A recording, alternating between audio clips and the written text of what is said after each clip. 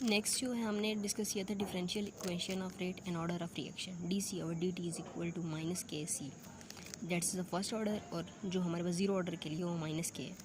तो अब हम बात करते हैं, हमारे पास हमने तो ये इक्वेशन तो देख ली, अब हम इस इक्वेशन को कैसे सॉल्व करेंगे, अपनी वैल्यूज़ को कैसे पुट करेंगे। तो इसके लिए इस इक्वेशन को जो है वो हम इंटीग्रेट करेंगे, डेरिवेट करेंगे।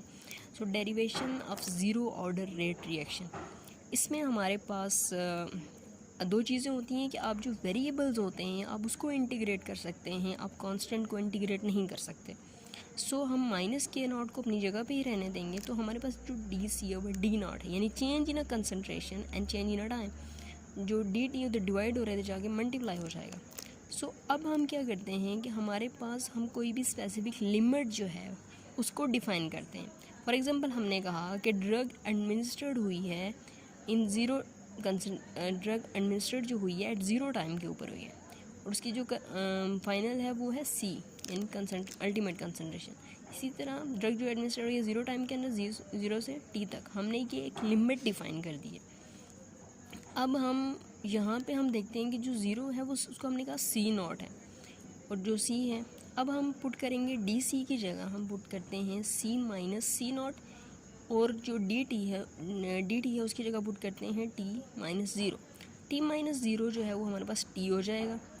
अब हमारे पास हमने concentration remaining in the body at any time उसको निकालना है। तो हम क्या करते हैं कि जो सी नॉट है उसको दूसरी इक्वेशन की दूसरी साइड पे लेकर आएंगे तो वो हमारे पास प्लस हो जाएगी। सो हमारे पास जो concentration remaining in the body है उसकी जो इक्वेशन बनेगी C is equal to minus के not T plus C not. C not is the initial concentration, K not is a zero order rate elimination constant, and T is a time, और C जो है वो concentration remaining in the body. अब for amount के लिए हम क्या करते हैं, सिंबल यूज़ करते हैं, ए यूज़ करते हैं या डी यूज़ करते हैं। A is equal to minus के not T plus A not. A not is the initial amount and A is the amount remaining in the body. D is a drug remaining in the body. So D not basically initial drug concentration होती है। जैसे for example हमने जो ivy बॉलिस की form में हमने drug दी है तो उसकी इनिशियल कंसनट्रेशन थी। अब हमने जो स्ट्रेट लाइंस का इक्वेशन ड्राइव की थी y is equal to m x plus b naught. अब हम इसको according to this equation and जो है इस इक्वेशन को सॉल्व करेंगे। वो कैसे सॉल्व करेंगे, जो एम में है वो है माइनस के नॉट यानी रेट कांस्टेंट है, और जो एक्स है वो इंडिपेंडेंट वेरिएबल है जो कि हमारे पास टी है। Y is a dependent variable जो कि डी भी है या इसकी जगह सी हम यूज़ करते हैं, और बी नॉट जो है वो हमारे पास सी की कंसनट्रेशन है, इनिशियल कंसनट्रेशन है। अब हमारे पास क्या है कि हमने एक्स एक्सिस पे ड्रॉ करना है टी को।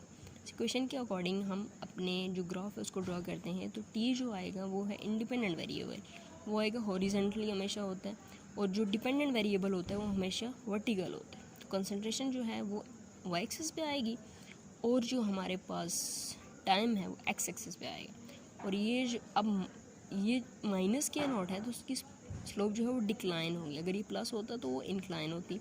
सो ये हमारे पास चीज़ को ये क्या है, माइनस के नॉट है। स्लोप जो है वो हमारे पास किसकी इक्वल है, के नॉट रेट कांस्टेंट के। अब सी नॉट को कैसे फाइंड आउट करते हैं कि हमारी जो ये लाइन थी हमने इसको थोड़ा सा प्रोजेक्ट किया और वाई इंटरसेप्ट तक लेकर गए, तो ये हमारा हो गया सी नॉट इनिशियल कंसनट्रेशन। अब हमारे पास जो के नॉट है रेट कांस्टेंट है उसकी यूनिट क्या होगी। हम यूनिट को ड्राइव करने के लिए सबसे पहले हम इक्वेशन को रीअरेंज करते हैं। इक्वेशन को रीअरेंज कैसे करेंगे, c is equal to minus के not T plus C naught है, तो हम क्या करेंगे, माइनस के नॉट टी को इस साइड पे ले जाएंगे, ये प्लस में हो जाएगा, और सी को इस साइड पे ले जाएंगे तो सी माइनस में आ जाएगा। तो सी माइनस सी नॉट यानी initial concentration and concentration of drug remain in the body divide by time. अब जो सी होता है, जो कंसनट्रेशन होती है उसकी यूनिट होती है, वो होता है amount per unit volume. So amount जो होती है एमजी में भी हो सकती है, माइक्रोग्राम में भी हो सकती है, नैनोग्राम में भी हो सकती है, केजी में भी हो सकती है। सो एमजी पर लीटर, वॉल्यूम जो है लीटर में है या एमएल में है, और टाइम की जो यूनिट है वो हर्ट्ज है। तो हमारे पास जो कंसनट्रेशन के लिए जो रेट कांस्टेंट की यूनिट होगी वो होगी एमजी पर लीटर पर आवर्स।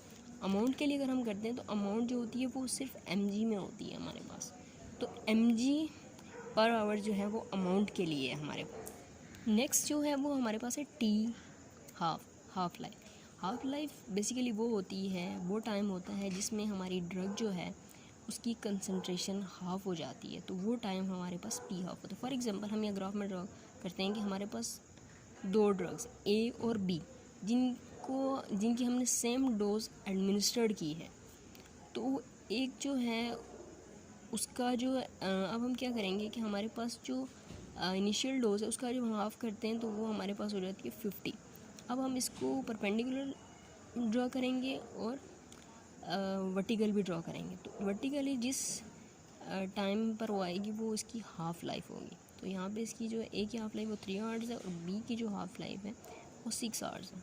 सो बी हम ये कह सकते हैं कि बी जो है वो ड्रग्स जो है वो स्लोली डिक्लाइन हो रही है, मतलब स्लोली एलिमिनेट हो रही है।